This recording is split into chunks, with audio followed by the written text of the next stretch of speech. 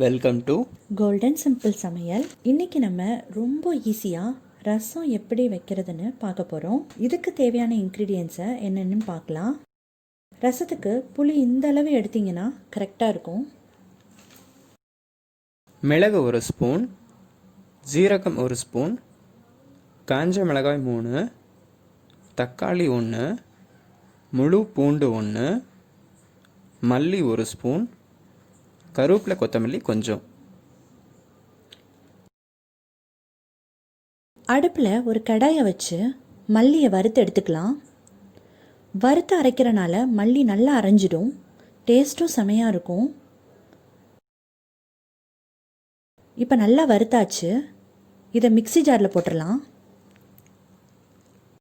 முதல்ல வறுத்த மல்லியோட மிளகு சீரகம் சேர்த்து மிக்சியில் அரைச்சிக்கலாம்.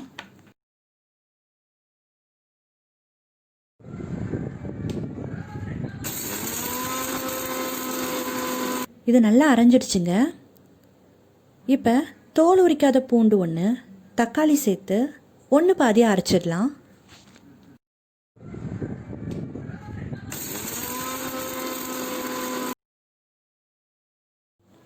ஊற வச்ச புளியை வடிகட்டி எடுத்து தண்ணியில் அரைச்ச விழுதை சேர்த்துக்கலாம்.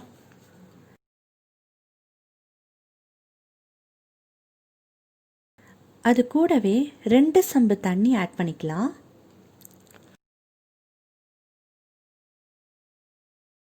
அரை ஸ்பூன் மஞ்சத்தூள் சேர்த்துக்கலாம். பெருங்காயத்தூள் அரை ஸ்பூன் சேர்த்துக்கலாம். தேவையான அளவு உப்பு சேர்த்துக்கலாம். கொத்தமல்லி இலை கொஞ்சம் போட்டுக்கலாம்.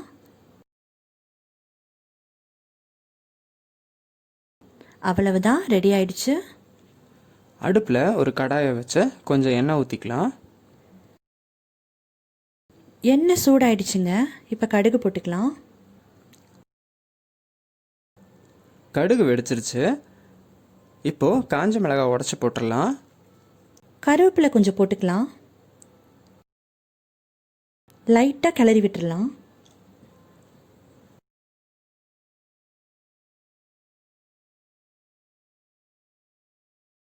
புளி தண்ணியில் நம்ம அரைச்சி சேர்த்த இன்க்ரீடியன்ஸ் எல்லாத்தையும் இதில் ஊற்றிடலாம்.